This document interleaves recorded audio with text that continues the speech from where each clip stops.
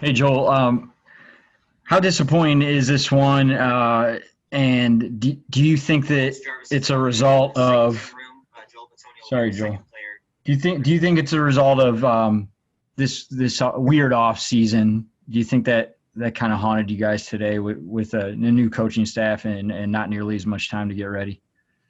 It's one of those things. Baltimore's a better team today. They beat us in every facet of the game, and we just didn't have it today. It's hard to tell because we're never going to get that offseason back. So we'll see how we go. Obviously, we want to take things from this game and try and improve from it. That's our next step. We have a short week, but we're going to learn what we can in the short amount of time and come back and work for the next 3 days and try and be ready for Thursday night.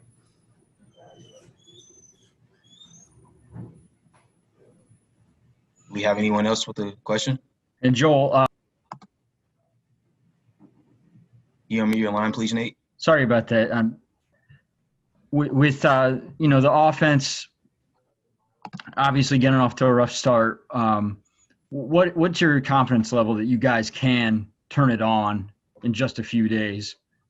Yeah, I'm confident. I think it was our first time out there in real action, and I think we're going to improve. I think we have to improve, and that's the goal each and every week. I think there was some positives that we saw. We got to watch the tape to make sure, but each and every day we have to pick something, as an offense, as an individual, to work on and to improve and to try and just be better for Thursday. But I do think we have the right guys and the right mindset. Just talking after the game, that we're going to be ready to go Thursday.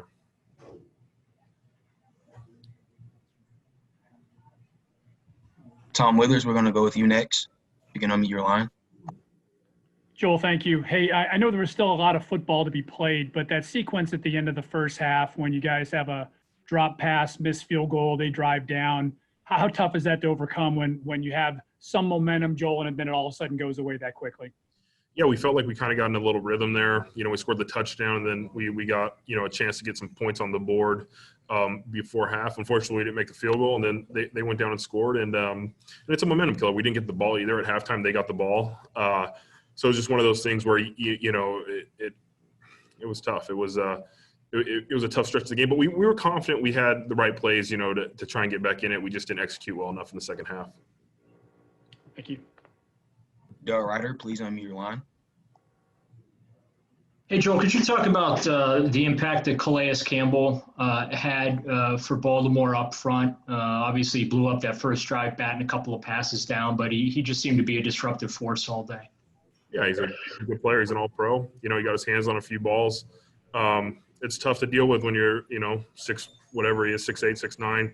Even if you block him at the line of scrimmage, he has a chance to get his hands up on a play, and those are drive killers. So it's something we got to try and get his hands down better next time. But he's a good player. They traded for him, and he's done it well for a long time.